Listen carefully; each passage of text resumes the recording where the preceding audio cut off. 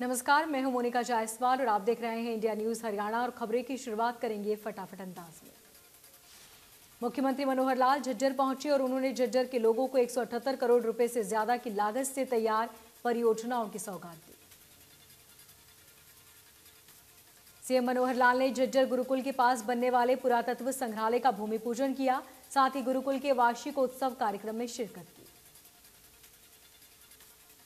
CM Manohar Lal ने झज्जर गुरुकुल के पुनरुद्धार के लिए 51 लाख रुपए देने की घोषणा की और गुरुकुल में कबड्डी और कुश्ती की नर्सरी खोलने की भी घोषणा की।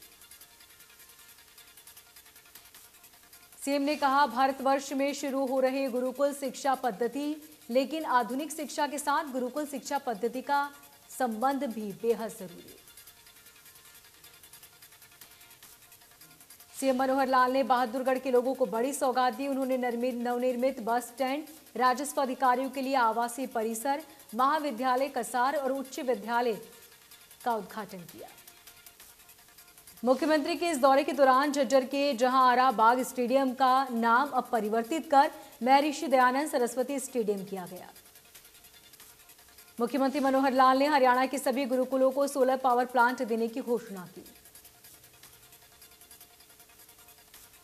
सीएम ने कहा कि अब तक प्रदेश में 138 नए संस्कृत मॉडल स्कूल खोले गए हैं, जिनमें प्राइवेट स्कूलों के बच्चे आकर दाखिला ले रहे हैं।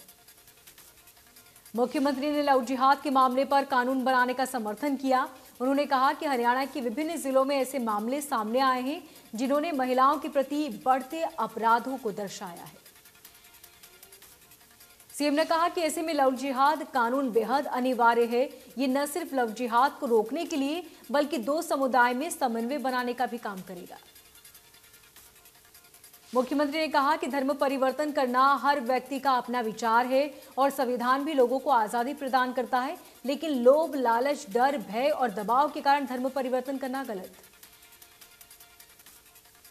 सीएम ने कहा कि डोमिसाइल बनाने के समय सीमा में 5 साल किया गया है, ताकि पिछले 5 साल में ज्यादा समय से हरियाणा में रह रहे युवाओं को नौकरियों का लाभ मिल सके। उन्होंने कहा कि सिर्फ प्राइवेट नौकरी पाने वाले के लिए कोई व्यक्ति 5 साल पहले हरियाणा में आकर नहीं रहने वाला। जो व्यक्ति यहां पहले से रह रहे हैं, उन्हें योजना का पूरा लाभ मिलेगा। धर्मनगरी कुरुक्षेत्र में आगामी 8 मार्च को प्राकृतिक खेती पर 1 दिवसीय कार्यशाला का आयोजन हो गया। मुख्यमंत्री मनोहर लाल और गुजरात के राज्यपाल आचार्य देवव्रत शिरकत करेंगे। कृषि मंत्री जेपी दलाल ने कहा कि जल्द ही गुड़गांव में ऑर्गेनिक फार्मिंग मंडी बनाई जाएगी। आगामी बजट में प्राकृतिक कृषि के लिए अलग से राशि रखी जाएगी। उन्होंने कहा कि प्राकृतिक कृषि से अच्छे उत्पाद तैयार होते हैं, जिसकी भारी मांग रहती है। इसके अलावा किसानों की आय बढ़ाने के लिए बागवानी का क्षेत्र भी दोगुना किया जाएगा। बल्लभगढ़ में केनाल सेक्टर 3 पर 6 लेन का पुल केंद्रीय मंत्री कृष्णपाल गुर्जर और कैबिनेट मंत्री मूलचंद शर्मा ने उद्घाटन किया। केनाल सेक्टर 3 पर 6 लेन पुल करीब 7 करोड़ रुपए की लागत से बनकर तैयार हुआ। इस बीच मंत्री कृष्णपाल ने कहा कि फरीदाबाद में कांग्रेस राज में एक भी पुल नहीं बना था। केंद्रीय मंत्री कृष्णपाल गुर्जर ने कहा कि प्रधानमंत्री मोदी को दुनिया का सबसे लोकप्रिय नेता माना जाता है। देश के प्रत्येक व्यक्ति का भविष्य उनके हाथ में सुरक्षित है। निकाय चुनाव को लेकर दिल्ली में हरियाणा कांग्रेस की बैठक हुई, जिसमें पूर्व सीएम भूपेंद्र हुड्डा समेत कांग्रेस के तमाम नेताओं ने शिरकत की। इस बैठक में सभी नेताओं ने अपने विचार रखे। बैठक के बाद कांग्रेस प्रभारी विवेक बंसल ने कहा कि सभी नेताओं से निकाय चुनाव को लेकर बातचीत हुई। भाजपा ओबीसी मोर्चा के प्रदेश अध्यक्ष और पूर्व राज्य मंत्री कर्णदेव कंबोज ने कहा कि यूक्रेन युद्ध के दौरान भारत सरकार का वहां से भारतीय छात्रों को निःशुल्क निकालना एक साहसी कदम है। उन्होंने कहा कि भाजपा की तरफ से ये दिखाया गया कि उसे विदेश में रहने वाले अपने देश के लोगों की कितनी चिंता है।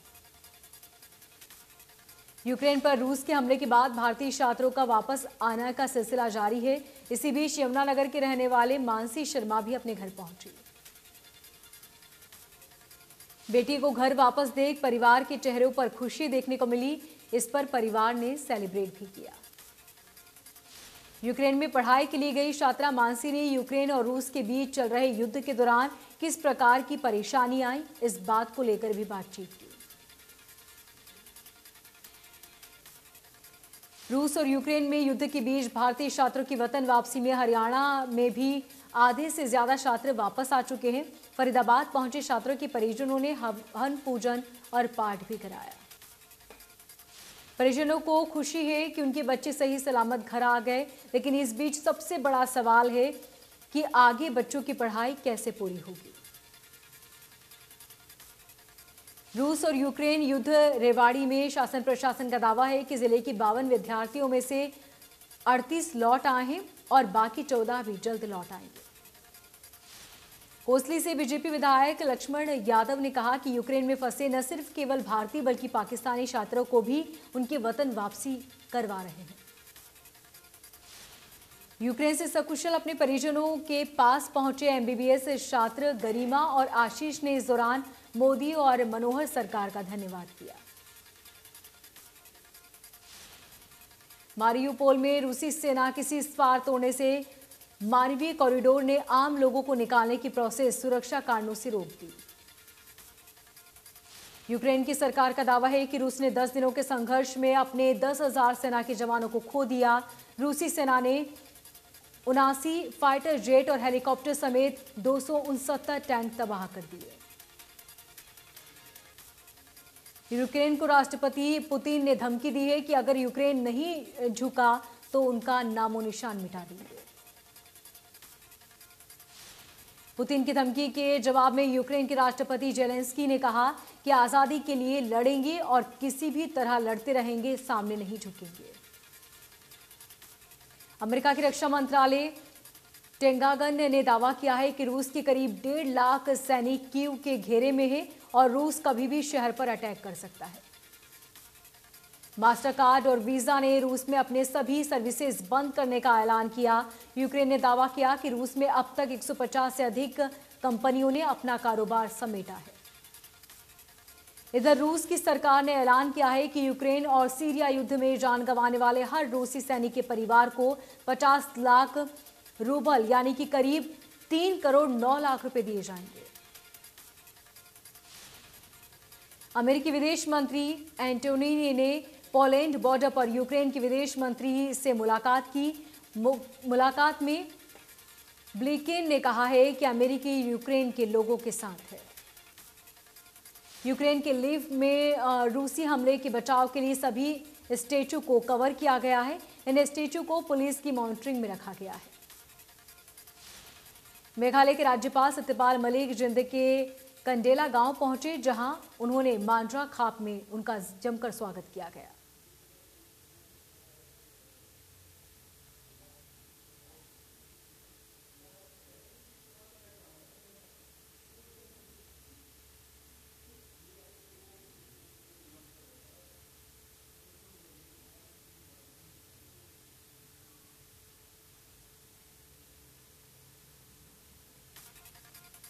मेघालय के राज्यपाल सत्यपाल मलिक जिंद के कंडेला गांव पहुंचे, जहां मांड्रा खाप ने उनका जोरदार स्वागत किया। वहीं सत्यपाल मलिक का किसानों के पक्ष में बोलने पर धन्यवाद किया और कंडेला खाप और मांड्रा खाप ने राज्यपाल को किसान सम्मान रत्न से सम्मानित किया। एसआरएस बिल्डर पर बैंक में धोखाधड़ी और मनी लॉन्ड्रिंग पर केस दर्ज होने के बाद होम बायर्स पर भी फ्लैट खाली कराने की तलवार लटक रही है। ईडी ने करीब 1400 फ्लैट धारकों को 10 दिनों में अपना फ्लैट खाली करने के आदेश जारी किए और बाकायदा सोसाइटी के गेट पर नोटिस भी चस्पा कर दिया। इसी से परेशान होकर फ्लैट धारक जगह जगह अपनी गुहार लगा रहे हैं। वहीं विधायक नरेंद्र गुप्ता ने मुलाकात के बाद डीसी रेजिडेंस पर अपनी शिकायत लेकर पहुंचे।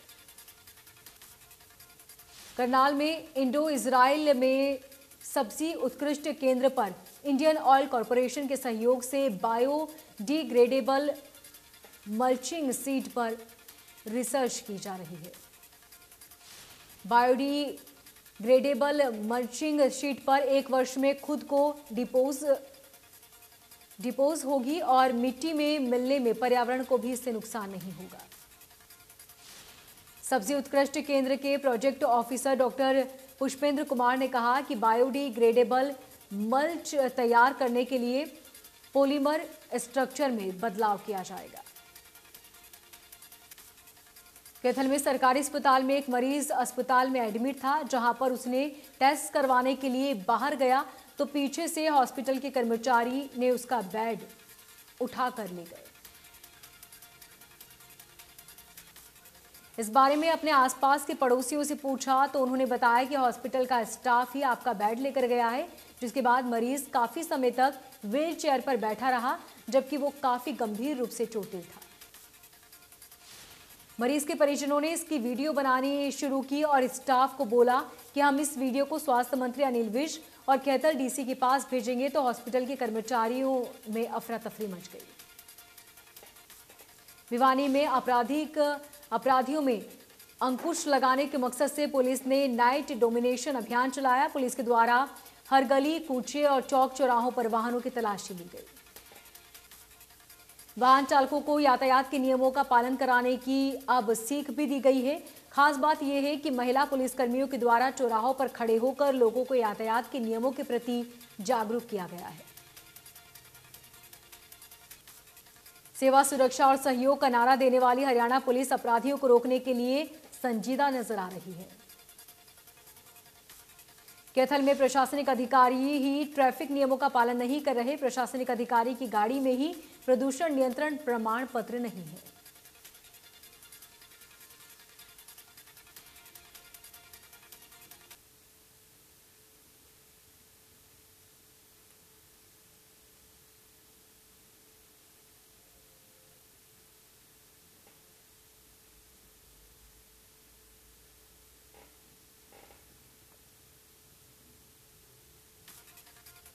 DC Pradeep Dahiya, SDM, CDM, DRO, तहसीलदार सुरेंद्र मेहरा, डीडीपीओ जैसे बड़े ओहदे पर बैठे अधिकारियों की गाड़ियों में भी नियमों की धज्जियां उड़ाते नजर आ रहे हैं।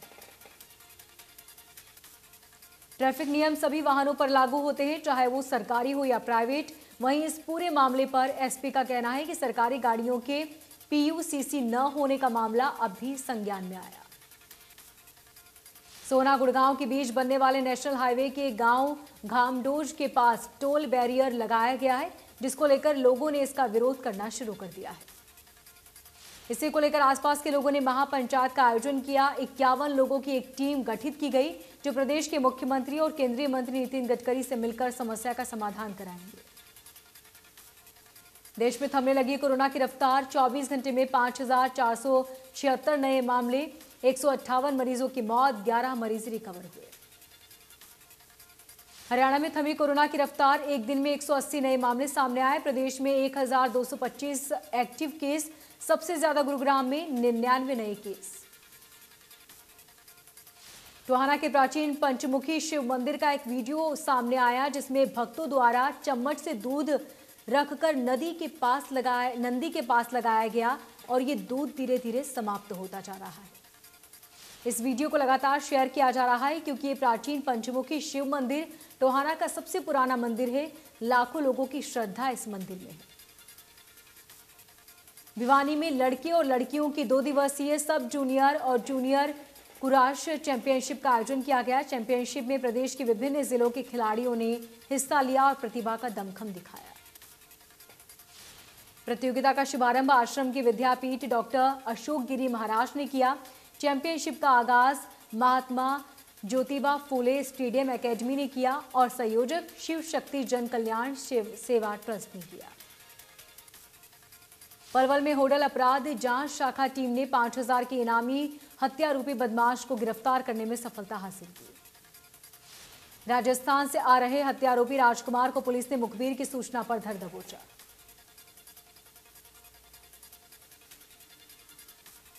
गुरुग्राम के सेक्टर 65 के बैकयाल स्टेडियम स्पोर्ट्स क्लब में देसी घाट के नाम से बने अवैध अहाते पर सेम फ्लाइंग और एक्साइज विभाग ने छापेमारी की।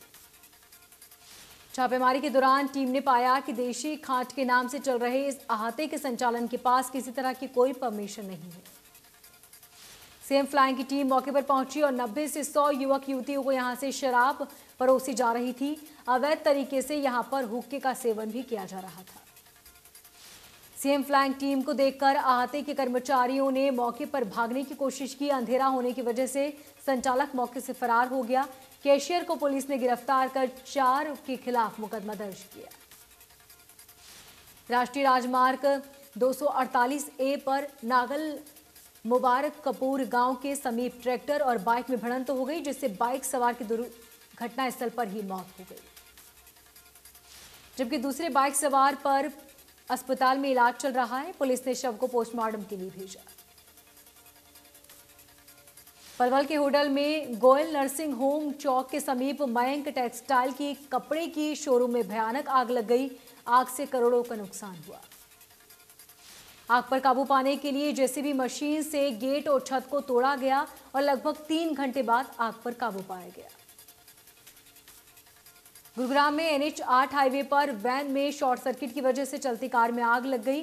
कार कोटक महिंद्रा बैंक की ATM वैन में लगी।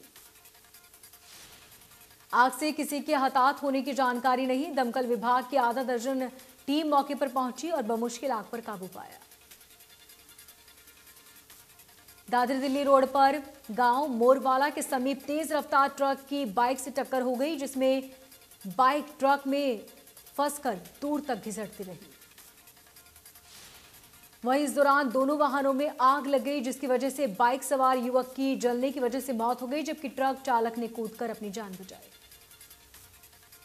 फायर ब्रिगेड की गाड़ी ने मौके पर पहुंचकर आग पर काबू पाया। सदर पुलिस ने शव को कब्जे में लेकर पोस्टमार्टम के लिए भेजा।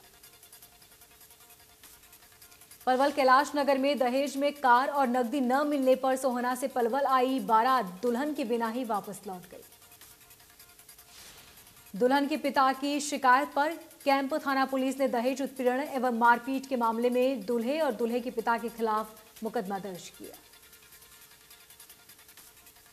पंजाब के अमृतसर में दुखद घटना सामने आई, जहां पर बीएसएफ के खासा हेडक्वार्टर में सुबह मैस में बैठे बीएसएफ के जवानों पर एक अन्य बीएसएफ जवान कटप्पा ने अंधाधुंध फायरिंग कर दी।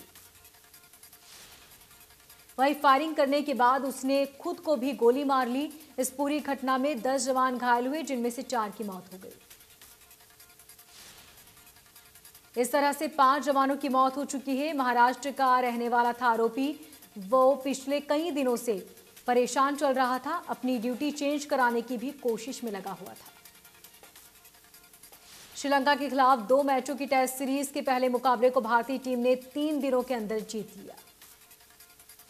टीम इंडिया ने मोहाली में खेले गए एक मुकाबले में श्रीलंकाई टीम को पारी और 221 रनों से मात दी। भारत की जीत में ऑलराउंडर रविंद्र जडेजा नायक बने। महिला क्रिकेट वर्ल्ड कप में भारतीय टीम ने अपने पहले मुकाबले में पाकिस्तान को 107 रनों से विशाल अंतर से मात दी। भारतीय स्पिन स्टार रविंद्र चंद्र अश्विन ने क्रिकेट करियर में एक नया मुकाम हासिल कर लिया। वो टेस्ट में सबसे ज्यादा 435 विकेट लेने वाले दूसरे भारतीय बन चुके हैं। अश्विन ने 1983 में वर्ल्ड कप विजेता लीजेंड देव का रिकॉर्ड तोड़ा है। तेज गेंदबाजी ऑलराउंडर कपिल देव ने 434 विकेट झटके थे। होली से पहले सस्ता हुआ खाने का तेल। सरसों और सोयाबीन के तेल में भाव में गिरावट। मंडियों में सरसों की आवक बढ़ने से सरसों के तेल में गिरावट आई। 2021-22 के फसल वर्ष में भारत का गेहूं उत्पादन रिकॉर्ड 11.1 करोड़ टन हो सकता है। पिछले साल देश में 10.9 टन गेहूं का उत्पादन हुआ था। सार्वजनिक क्षेत्र का पंजाब नेशनल बैंक महिलाओं के लिए खास बचत खाता पेश कर रहा है। पीएनबी पावर सेविंग महिलाओं के लिए स्पेशल अकाउंट 5 लाख रुपए तक के फ्री बीमा के साथ फायदे मिलेंगे। साल 2022 के अब तक के प्रदर्शन की बात करें तो चांदी में 10% और सोने में 8.3% का उछाल आया। देश के सबसे बड़े सरकारी बैंक भारतीय स्टेट बैंक ने ऑनलाइन धोखाधड़ी के खिलाफ ग्राहकों को सचेत किया। एसबीआई ने 44 करोड़ से ज्यादा ग्राहकों को अलर्ट किया। एसएमएस के जरिए भेजे गए लिंक पर क्लिक न करने की चेतावनी दी। विक्रांत और सारा अली खान इन दिनों अपनी अपकमिंग फिल्म गैस लाइट को लेकर चर्चा में बने हुए हैं। दोनों ने फिल्म के लिए पहले शेड्यूल की शूटिंग भी शुरू की। अमिताभ बच्चन की फिल्म झुंड 4 मार्च को सिनेमाघरों में रिलीज होनी है। रूस और यूक्रेन के बीच अब भी जारी है युद्ध। इस बीच संगीतकार जावेद अख्तर ने नरेंद्र मोदी की तारीफ में बोला कि मुझे पूरा भरोसा है कि यूक्रेन के सभी बच्चों को सुरक्षित घर वापस लाया जाएगा। अभिनेत्री हेमा मालिनी बोली कि प्रधानमंत्री मोदी जिस तरह से रूस और यूक्रेन की जंग के मामले में संभाल रहे हैं, ये गर्व की बात है। हर कोई हमारे मोदी जी से गुहार लगा रहा है।